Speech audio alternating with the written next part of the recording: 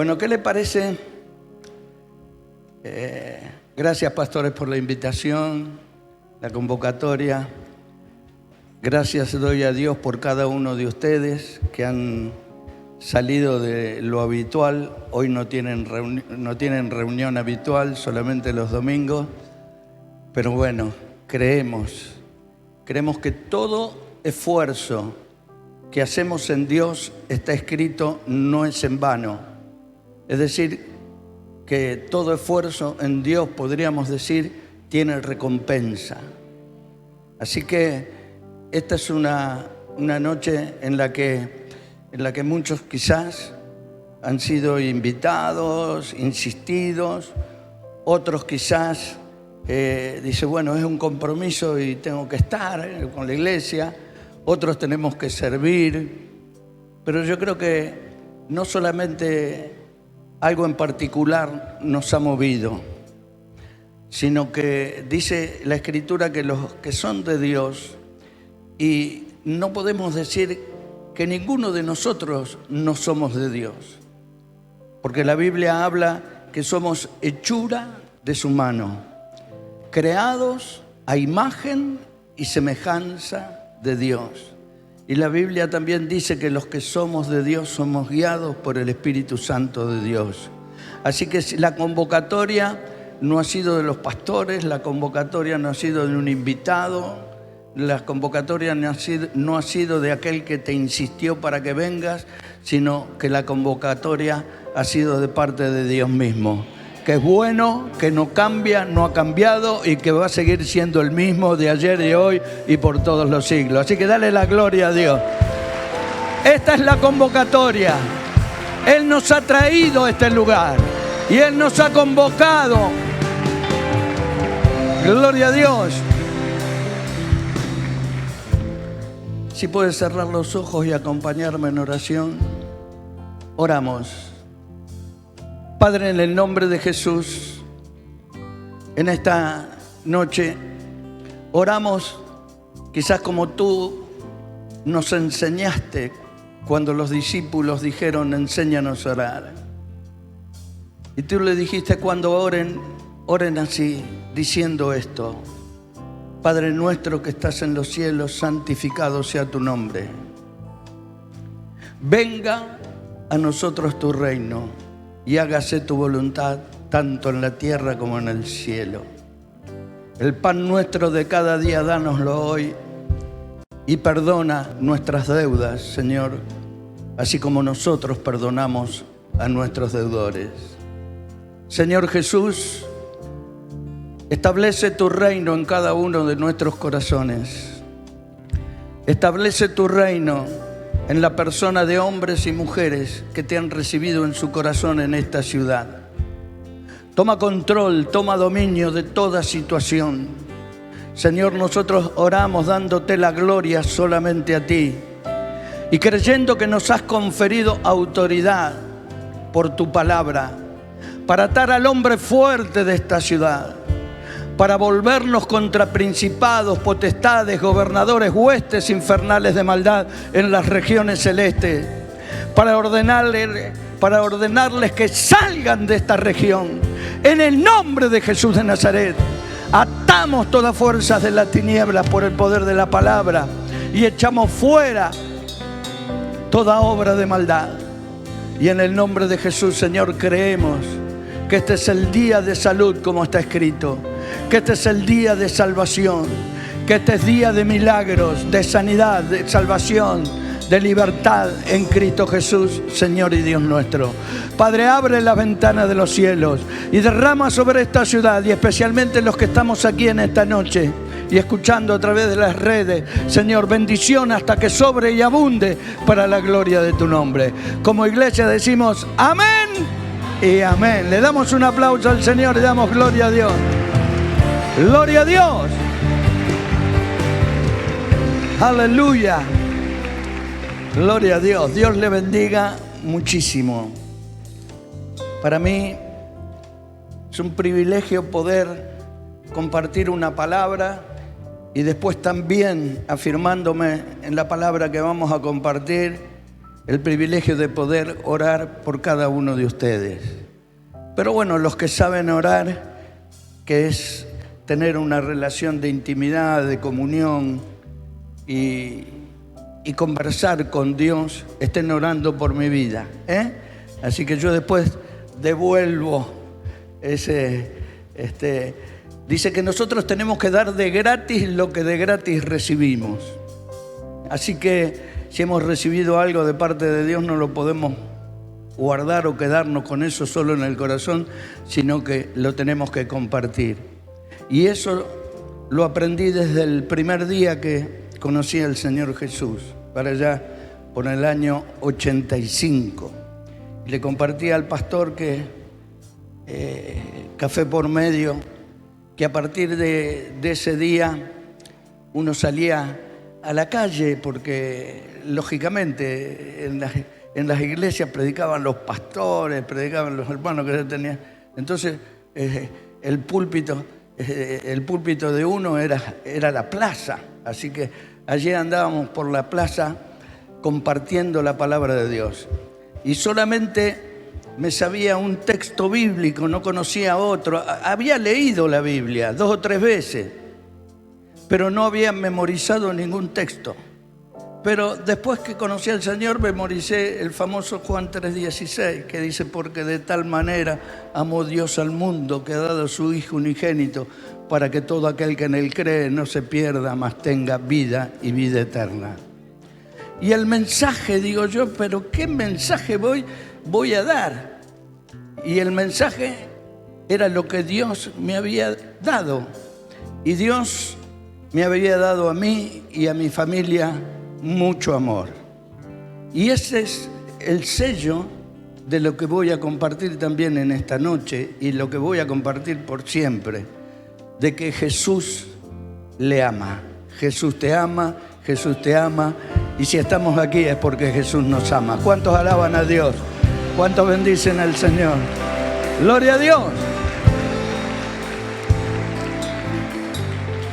Y ese amor maravilloso fue reflejado, como está escrito y como la historia y la humanidad lo reconoce, fue reflejado en el sacrificio del Hijo de Dios en la cruz del Calvario. Una muerte y un derramamiento de sangre para perdón de nuestros pecados. Porque así está escrito, que sin sacrificio, dice la Escritura, no hay perdón de pecados. Y que sin arrepentimiento tampoco hay perdón de pecados. El sacrificio no lo tenemos que hacer nosotros, pero sí, a través de la palabra de Dios, podemos arrepentirnos, y el sacrificio para perdonarnos lo hizo Jesús una sola vez y para siempre. Así que esta es la oportunidad de Dios para nuestras vidas. Y este es el mensaje de Dios para nuestras vidas. Que el Hijo de Dios vino a esta tierra a darnos vida y vida en abundancia. Que el Hijo de Dios vino a esta tierra a deshacer todas las obras del diablo. Y que el Hijo de Dios vino a esta tierra para dar su vida en la cruz del Calvario, para que todos nosotros podamos ser salvos. Dele gloria a Dios y dele honra al Señor. ¡Gloria a Dios!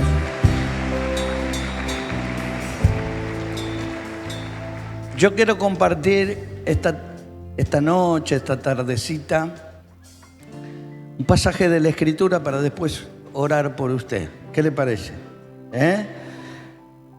A mí me habían dicho, o por lo menos escuchaba yo las primeras, no sé, me estoy moviendo medio nostálgico, no sé si serán por los años, como que uno se acuerda de los primeros pasos. Y a mí me habían dicho que Dios hablaba, porque escuchaba a los pastores, a los predicadores, que decían: Dios me habló, Dios me dijo, Dios me mostró. Entonces, la pregunta mía desde el asiento era: ¿y cómo será que a este Dios le habla? ¿Cómo será? ¿Habrá que hacer algo? ¿Habrá que estudiar? ¿Qué es lo que uno tiene que hacer? Así que la curiosidad fue tanta que mientras escuchaba que uno decía Dios me habló y Dios me dijo, yo dije, bueno, ¿cómo será? Así que le pregunté a una hermana que era la esposa del pastor, la pastora, y le digo, dígame pastora, ¿cómo es el asunto este que Dios habla y que Dios muestra y que Dios le enseña? Y entonces ella me enseñó, me dice, Dios le puede hablar de distintas maneras. Lo importante es que usted tenga deseo, anhelo en su corazón de oír la voz de Dios.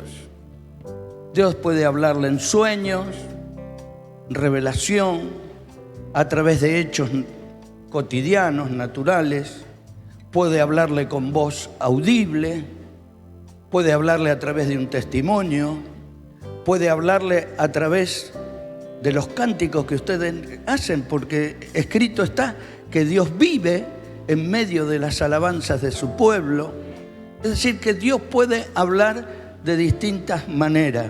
Lo importante es que usted quiera, a través de una predicación, a través de una lectura bíblica, dice, Dios le puede hablar en todo momento porque Dios es un Dios vivo. Así que a partir de ese momento, Dios comenzó a mostrarme, a enseñarme y a hablarme. Quiera Dios en esta noche, porque dice la Escritura que Dios no ha cambiado en la persona de Jesucristo, que sigue siendo el mismo, y que cuando nos congregamos en su nombre, la promesa de Él es estar en medio nuestro. Así que nuestro Dios, dice la Escritura, tiene ojos que ven, oídos que oyen, boca que habla, pies que caminan y manos que palpan. Ese Dios está aquí en la persona de Jesucristo, dispuesto a hablar a mi vida y a hablar a tu vida también. Dale gloria a Dios. Gloria a Dios.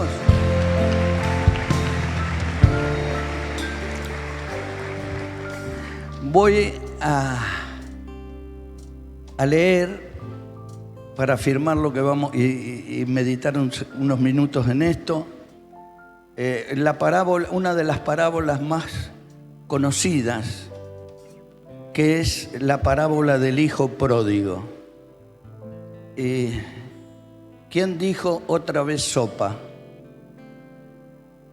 Porque algunos me habrán dicho, yo me la sé de memoria, ¿qué me va a venir a decir ahora de nuevo? Dice la Escritura que Jesús no enseñaba sino por parábolas. Parábola es una pieza literaria que relata una historia para dejar una enseñanza como final del relato. Y Jesús enseñaba, dice la Escritura, de esta manera. También dicen los relatos bíblicos que cuando Jesús enseñaba y cuando Jesús predicaba, el poder de Dios estaba en él para sanar.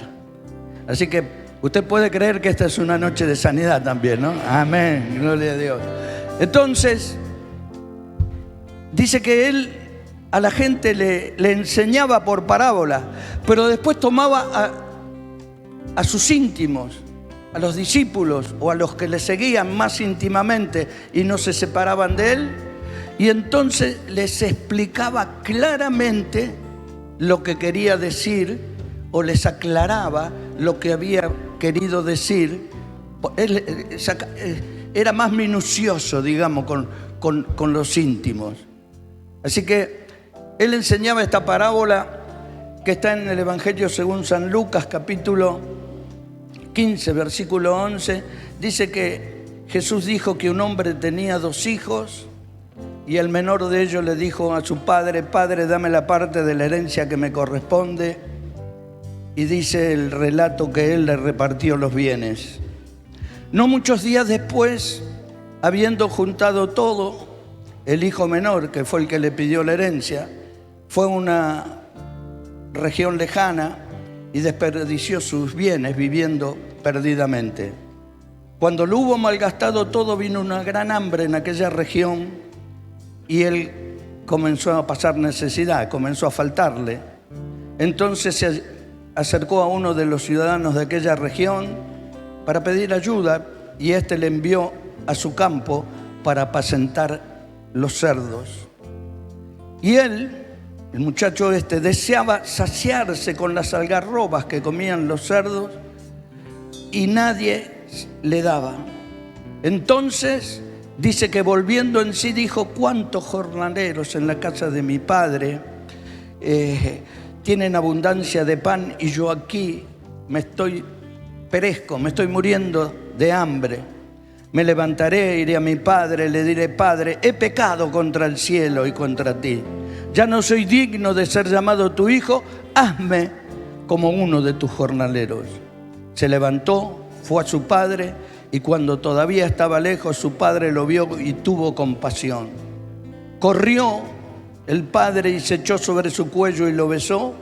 Y el hijo le dijo: Padre, he pecado contra el cielo y contra ti, ya no soy digno de ser llamado tu hijo. Pero su padre dijo a sus siervos: saquen de inmediato el mejor vestido y vístanlo. Pónganle un anillo en su mano y calzado en sus pies, y traigan el ternero gordo y mátenlo. Comamos, hagamos fiesta, porque mi hijo estaba muerto y ha revivido, estaba perdido y ha sido hallado. Y comenzaron a regocijarse. Bendiga el nombre del Señor con un fuerte aplauso a esta palabra. Gloria a Dios. Gloria a Dios. Generalmente nosotros tenemos algo que está relacionado con esto, de alguien que se fue y volvió. Entonces nosotros la relación que tenemos es que pródigo es aquel que se va del lugar donde vive y en algún momento regresa. Relatores, periodistas, comentaristas, muchas veces escritores en los medios de comunicación escriben y dice: regresó el hijo pródigo de Rosario, por ejemplo. Fue a jugar a Europa, pero ahora volvió a Rosario, el hijo pródigo. Entonces todos relacionan que pródigo es aquel que se va y el que regresa, que tiene una connotación o tiene algo, pero pródigo quiere decir el que no quiere decir el que se va y vuelve. Pródigo quiere decir el que derrocha o el que malgasta los bienes que posee. Eso quiere decir pródigo, el que derrocha y el que malgasta los bienes que posee. A través de este relato y a través de tantos relatos bíblicos, yo creo que termino convenciéndome a mí mismo que la Escritura es un espejo para mi vida, es un espejo para nuestras vidas, y que en ella podemos identificarnos. Claro, uno quisiera identificarse con el rey David, con alguno de los apóstoles, con algún héroe de la fe, pero identificarse con el hijo pródigo cuesta, porque dice: bueno, yo no fui tanto, no fui tan lejos, digamos, en mi vida, o no caí tan bajo como para otros, quizás sí, pero yo creo que nosotros en las pequeñas y en las grandes cosas podemos identificarnos a través de la palabra de Dios, que es un espejo para nuestras vidas. Porque pródigo, como le dije anteriormente, quiere decir el que malgasta o derrocha los bienes que poseemos, o los bienes que poseemos. Entonces, nosotros podemos decir que tenemos bienes que Dios nos ha dado. No solamente se trata asunto de dinero, pero si quisiéramos que habláramos de dinero, ¿quién de nosotros puede decir que gastó correctamente y eficientemente hasta el último centavo que llegó a sus manos? ¿Alguien puede decir eso? ¿O alguna vez derrochó o malgastó dinero? Después, ¿estás de acuerdo conmigo? ¿Hay alguno acá? No. Entonces podemos. Yo levanté la mano mirándome el espejo de la palabra y dije pródigo. Porque ¿cuántas veces gastamos dinero que no tenemos que gastar? Viene el vencimiento de la tarjeta, pagamos el mínimo. O a veces compramos un electrodoméstico, le hablo a las mujeres, que no usamos nunca. ¿Se compró alguna juguera alguna vez?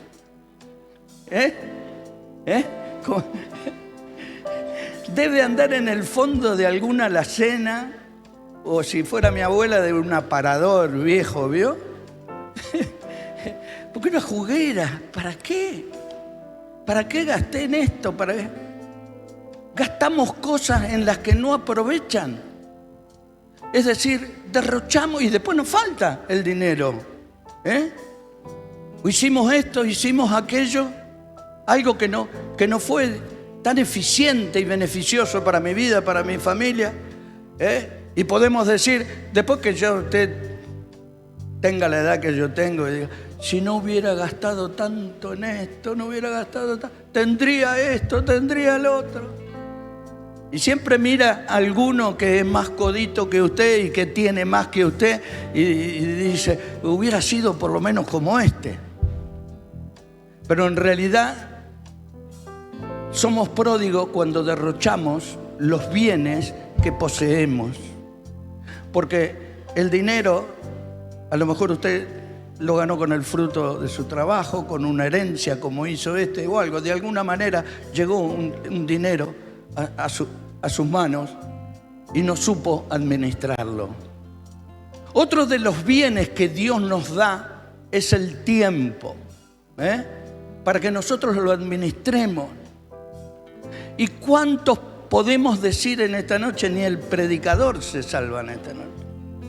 ¿Cuántos podemos decir en esta noche que hemos aprovechado eficientemente, en provecho para nosotros, en provecho para los demás, para nuestra familia, para nuestros seres queridos, que hemos aprovechado bien el tiempo?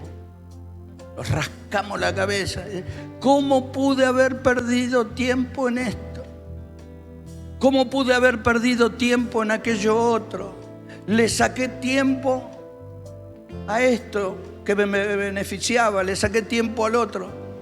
Entonces nos miramos en el espejo de la palabra que dice que este era un hijo pródigo porque derrochó los bienes que poseía, y nosotros, habiendo derrochado y no usado o haciendo buen uso del tiempo, que es un bien que Dios nos da, tenemos que levantar la mano y decir, me identifico con el pródigo. Otro de los bienes que Dios nos da a nosotros es ese cuerpito que usted tiene y el cuerpito que yo tengo, ¿no? Dijimos al comienzo que dice que somos hechura de sus manos, creado a su imagen y semejanza. A pesar de que usted y yo no estemos conformes de cómo somos o de cómo nos parecemos. Porque yo querría ser alto, rubio, de ojos claros como era mi abuelo, pero como se casó con mi abuela Irene, que era una morochita indiada, ¿vio? Y salí para ese lado. Mi hija Lorena dice, papi, saqué tu nariz. Me dice, y yo quisiera haber sacado la nariz de mami, que es chiquita, y mira la nariz que tengo. Pero así todo, nuestro cuerpo es un bien que Dios nos ha dado. Porque dice la Escritura que después del día de Pentecostés, es decir, del día en que recibieron los 120 en un aposento alto, fueron llenos del poder del Espíritu Santo. Así y todo, usted y yo si tenemos a Jesús en nuestro corazón y quiera que no se vaya ninguno sin Jesús en su corazón, somos templo del Espíritu Santo de Dios. Dele la gloria a Dios y bendiga el nombre de Jesús.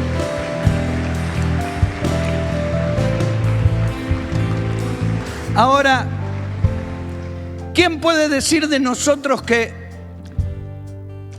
hizo uso perfecto, correcto y que no malgastó su cuerpo?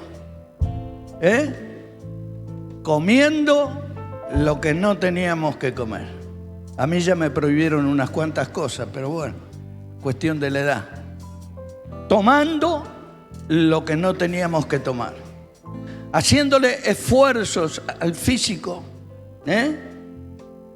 que no le teníamos que hacer. Derrochar, malgastar, eso quiere decir pródigo.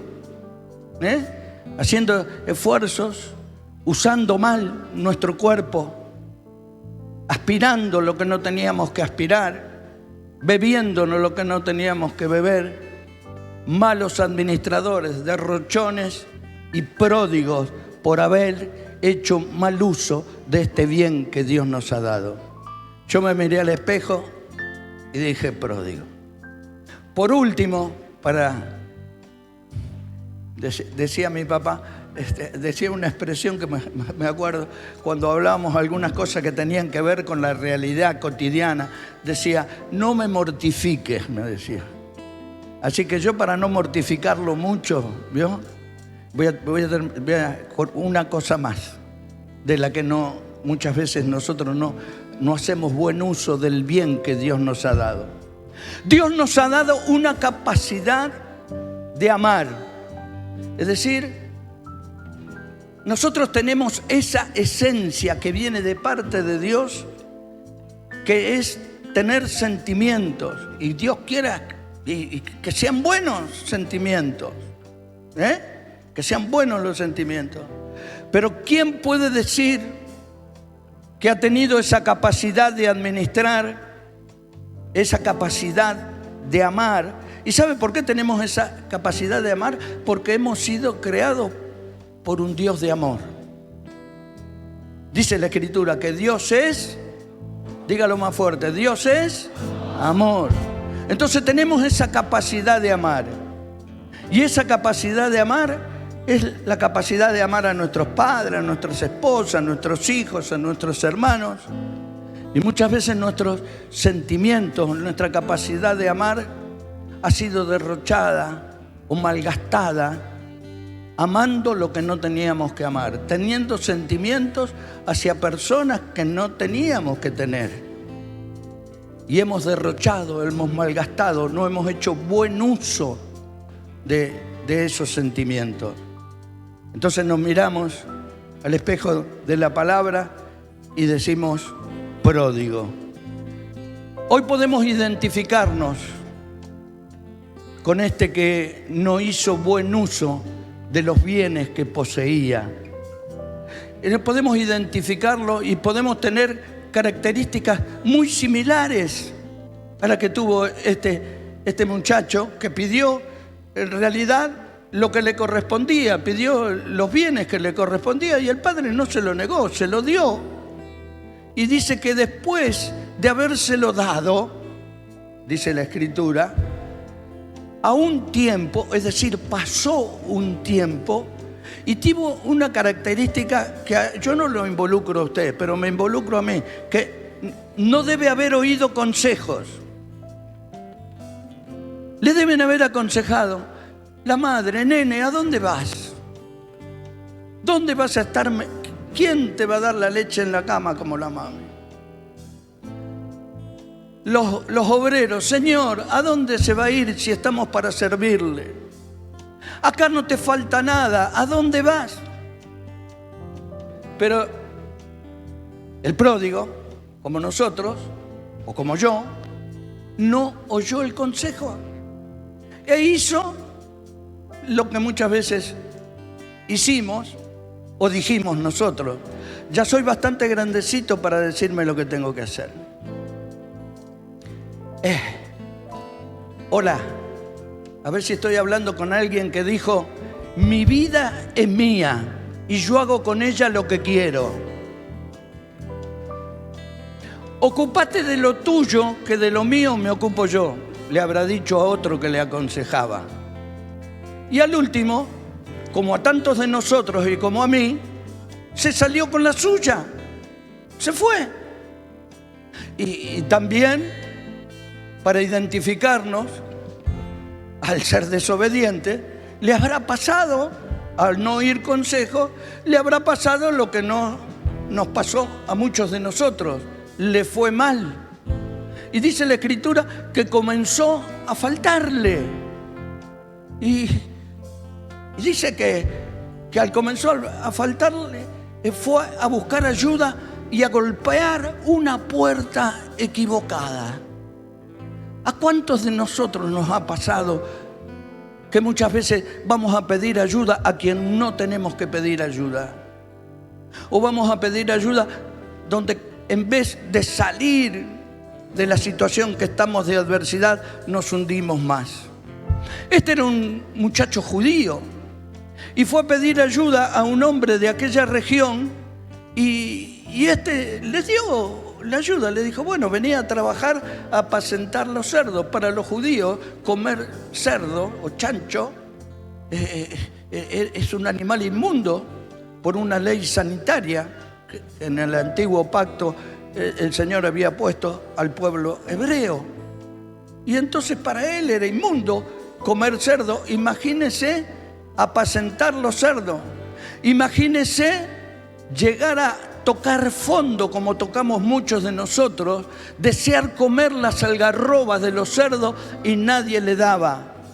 Muchas veces cuando equivocamos la puerta donde golpeamos, vivimos indignamente como vivió este. Es decir, más abajo no pudo haber caído. Pero dice la Escritura que recapacitó. Dice la Escritura que volvió en sí. Quiera Dios en esta noche que por esta palabra muchos de nosotros podamos recapacitar, que muchos de nosotros podamos volver en sí y podamos disfrutar de todo aquello que Dios tiene para cada uno de nosotros. Dele gloria a Dios en esta noche. Aleluya. Gloria a Dios. En Cristo Jesús hay esperanza. Aplauda bien fuerte. En Cristo Jesús hay respuesta.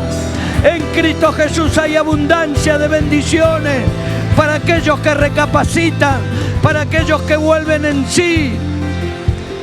Gloria a Dios. Y le voy a dar 3 cosas o 4 para que son las que están escritas, pero las remarco para que usted y yo la podamos tener en cuenta. En primer lugar, reconoció que estaba en problemas. Es decir, pudo reconocer que estaba en dificultades. Y vio muchas veces que nosotros somos muy negacionistas. Y te preguntan, ¿cómo estás? Y como, no sé si habrá alguno por acá, bendecido y en victoria. ¿Hay alguno acá que dice, ¿cómo andás? De 10. Y uno sabe que de 10 no pega una. Y que no está ni bendecido ni en victoria. Pero el tipo dice, bueno, pero él reconoció. Él fue sincero con él mismo. Y muchas veces nos cuesta porque nosotros queremos convencernos que, bueno, yo de esta voy a salir. Que con si me metí, no sé si escuchó alguna vez, en esta me metí solito y solito voy a salir. ¿Escuchó esto alguna vez? Claro. No, ya voy a salir, ya voy a salir, ya voy a salir. Pero él reconoció. Entonces, reconocer el problema, muchos dicen que es el primer escalón que nosotros tenemos para salir de la situación en que nos encontramos. Reconocer nuestros problemas. El que no reconoce el problema se queda donde está, se empantana, cada vez se entierra más. Pero él reconoció, dijo, ¿qué estoy haciendo yo aquí? En el chiquero de los chanchos, queriendo comer las algarrobas que comen los puercos. Y en la casa de mi padre hay abundancia de pan. Es decir, él reconoció que esa vida que él había forjado con su fuerza, con su ímpetu, con su tosudez, no sé cómo explicarlo, o con creer que él tenía capacidad para llevarse el mundo por delante y ser la persona que él quería ser, no le alcanzó. Y entonces reconoció que estaba en problema. Entonces, si usted y yo queremos salir de la situación en que estamos, lo primero que tenemos que hacer, según la Escritura, es reconocer nuestros problemas. ¿Cuántos dicen que estamos en problemas? Si reconocemos que estamos en problemas, estamos a la puerta de la salida. Porque en segundo lugar, cuando nosotros reconocemos que no hemos obrado bien, que no hemos administrado bien nuestro tiempo, nuestro cuerpo, nuestros sentimientos, nuestro dinero, cuando reconocemos eso, lo primero que viene a nosotros el arrepentimiento.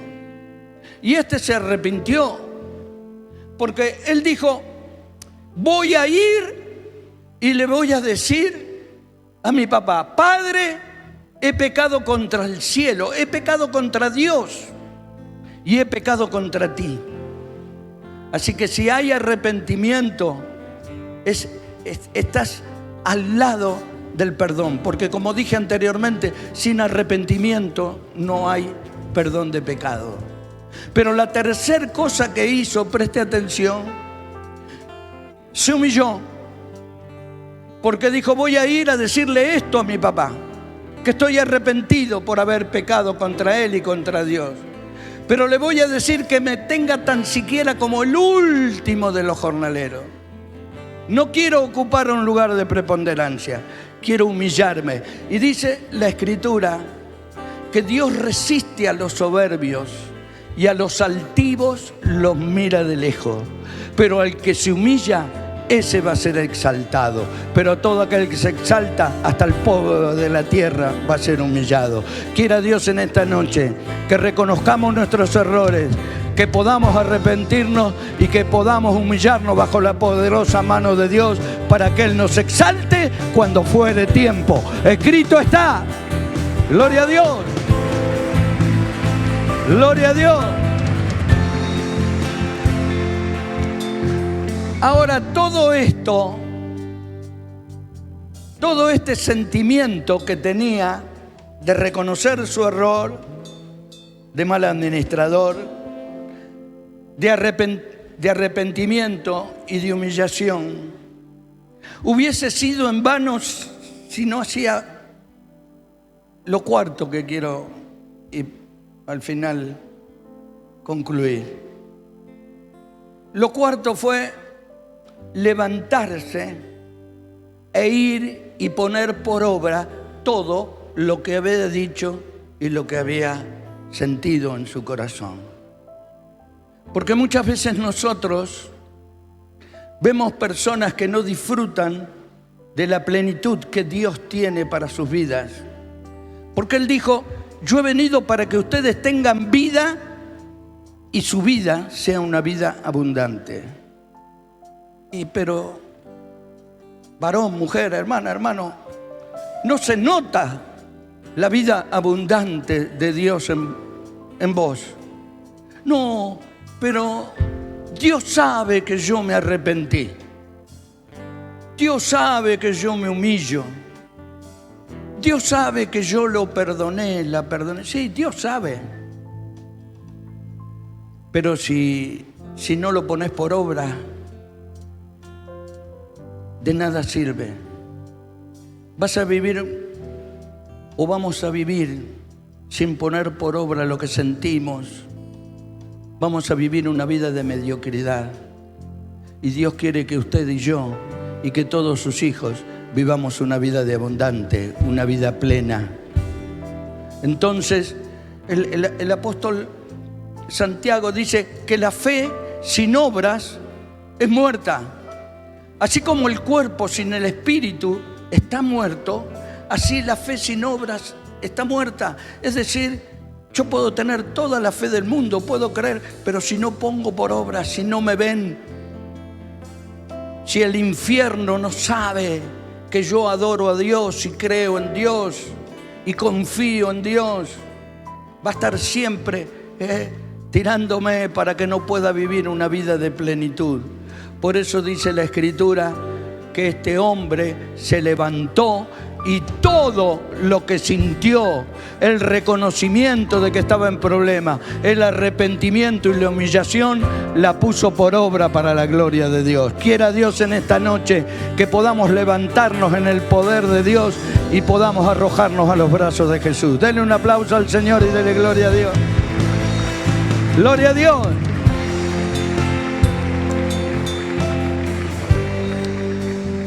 Se levantó entonces y fue a su padre. Pero cuando todavía estaba lejos, su padre lo vio y tuvo compasión de él. Corrió y se echó sobre su cuello y el padre lo besó.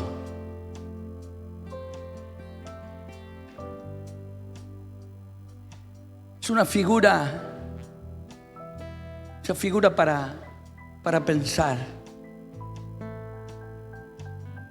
Es una figura para entender y comprender a un Dios que siempre está esperando el abrazo para darnos, que siempre está esperando la ocasión para que tengamos un encuentro con Él. Quizás pasó mucho tiempo y quizás el padre ya estaba medio como yo, medio viejito, ¿viste? Y no estaba como para correr el hombre. Pero fue tal la alegría, fue tal el gozo, fue tal la respuesta que ese padre a lo mejor había recibido de parte de Dios, de que un día aquel hijo iba a volver a la casa después de haber derrochado y malgastado todos los bienes que poseía. No le importaba cómo, por qué, cuándo, dónde lo gastó y con quién lo gastó.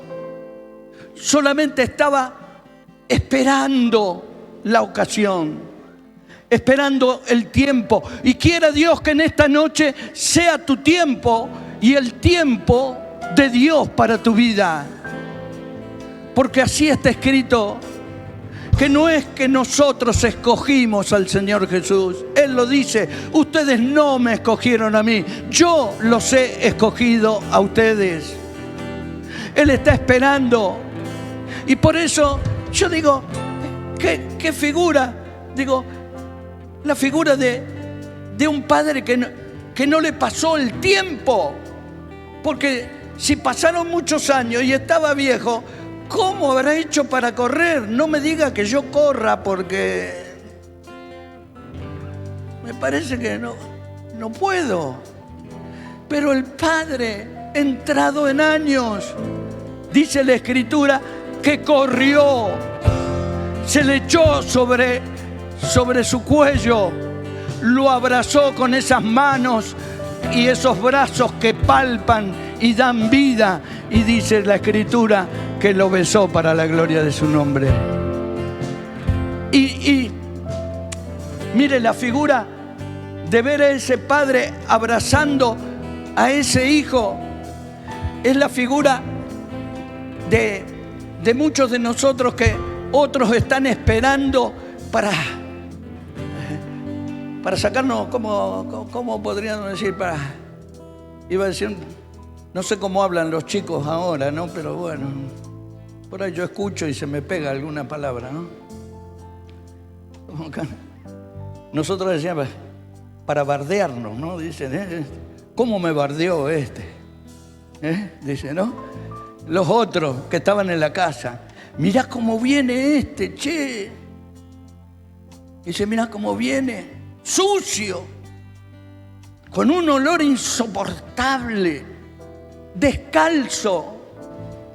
harapiento, descalzo, mal vestido y sucio. Ya le dijimos cómo iba a volver, se lo advertimos y mira cómo llega. Pero dice la Escritura que el padre no permitió que llegara hacia la casa.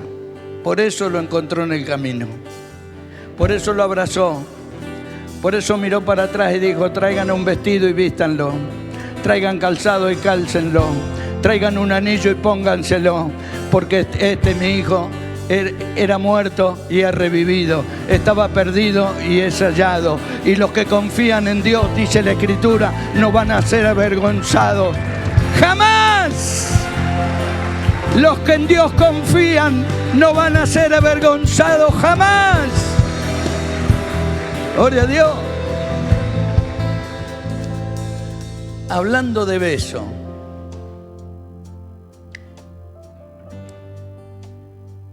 me iba a acompañar mi hijo, pero bueno, ya tiene unos años y quiero contarle un relato de cuando nació mi hijo. No conocíamos al Señor en esa época.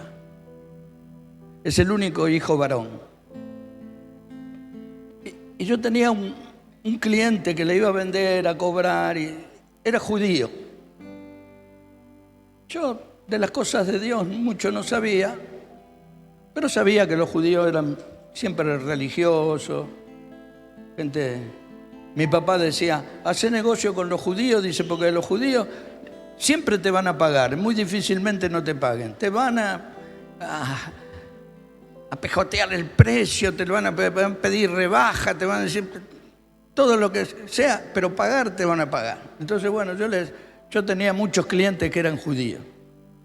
¿Y sabe cómo se llamaba este cliente? Abraham, León, Jacob. Yo después me di cuenta. Abraham, León, como los patriarcas. Y Jacob, Abraham, el padre de la fe. Jacob, que fue Israel. Abraham, León, Jacob se llamaba. Entonces, bueno, yo era vendedor, hacía negocio. Y disculpe que hable un poquito de mí, es la vanidad mía nada más. Era medio entrador. Y yo sabía que todo el mundo le decía don Abraham, pero yo sabía que él le gustaba que lo llamaran León. Entonces yo era el único de los proveedores que iba y le decía: hola León, y el tipo estaba contento, y de esa manera le vendía y le cobraba también. Pero más allá de esa relación que teníamos, entramos en confianza. Y muchas veces me invitaba a su casa a tomar un café, conocí a su esposa, a su hijo, charlábamos de la familia. Y un día le dije: mira, te voy a dar una noticia, León. Le digo: vamos a tener el tercer hijo, tenemos 2 nenas y vamos a tener el tercero o la tercera. Y digo: no sé. Y digo: pero la buena noticia es que Mirta se va a atender con un médico judío. Ah, con un paisano mío, bien, me dice. Oh, bárbaro. Sí, el doctor Cristal. Y bueno, él me preguntaba cómo seguía. Le digo: te voy a dar la segunda buena noticia. Iba a tener familia en una clínica, algo programado, pero lo va a tener en el hospital israelita, en la calle Terrada, en la capital federal. Creo que ya no está más ahí el hospital israelita. Uy, se puso más contento. Los judíos son medio como estos chicos, ¿viste? Que danzan para todos lados, bailan así, y levantaba las manos, se ponía contento. Al tiempo, llega un día para darle la noticia y él me estaba esperando y me dice: ¿y? Le dije: varón. Ay, cuando le dije varón, porque para los judíos el primer hijo varón es el primogénito. No se ofendan, hermanas, pero era para los judíos, para nosotros no. Y resulta que también empezó y me dice: ¿y cómo se llama? Y yo le dije, le pusimos Ariel, porque nos gustó con el nombre, con Mirta, le pusimos Ariel. Y entonces el más contento se puso, exultante. Y me dice, tocayo mío. Le digo, ¿cómo tocayo? Si vos te llamás Abraham León Jacob.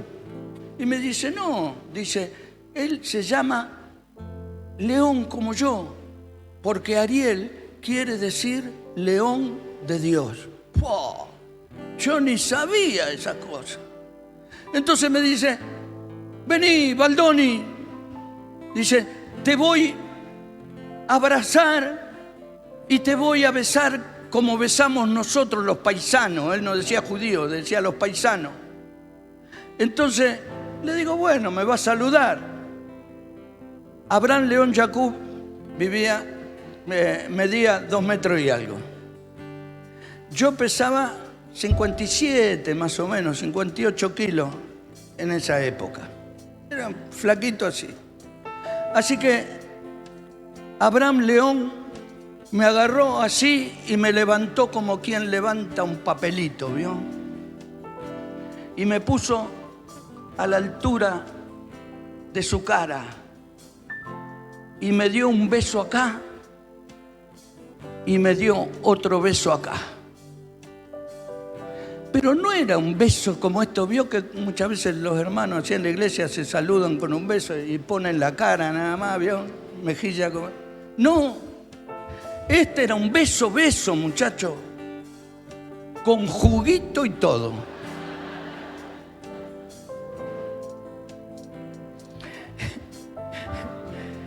Mirta siempre me plancha los pañuelos a la antigua. Ahora ya no se usa más pañuelos, ¿viste? Usamos todo ese pañuelo descartable. Pero como somos medio ya entrado en años. Pero siempre me ponía pañuelo. Y yo tiré como a sacar el pañuelo para limpiarme. Me corría todo por acá, ¿eh? Y me dio no sé qué. Digo, ¿qué va a decir este que me estoy limpiando de la...? Entonces... Como le dije que pesaba 59 kilos y era flaquito y ágil, ahora que tengo 70 y pico, mire cómo estoy, imagínese antes. Allá. Con este hombro llegaba acá, ahora no llego. Así que con este hombro me limpié un poquito acá y con el hombro de la derecha me limpié otro poquito de este otro lado. Pero cuando leí este pasaje de la Escritura, pude entender y pude comprender que a pesar de haber gastado, de haber desoído los consejos, de no haber hecho buen uso de la herencia y de los bienes que le pertenecían y que tenía que cuidar, a pesar de haber estado en el chiquero de los chanchos, de haberse ensuciado con el estiércol de ellos, a pesar de no tener siquiera para el calzado y para los vestidos, un día aquel pudo volver en sí y reconocer que en la casa de su padre había abundancia de pan. Y sabía, porque volvió confiado, que no iba a haber reproche, que no iba a haber condenación, que no iba a haber acusación. Porque seguramente, como está escrito, Dios no envió a Jesucristo a condenar. Dios no envió a Jesucristo a acusar o a señalar o a marcar el pecado de cada uno de nosotros. Dios envió a Jesucristo a esta tierra a abrazarnos, a perdonarnos y a bendecirnos para la gloria de su nombre. Ese es Jesús, un Dios de amor, un Dios de compasión, un Dios de misericordia.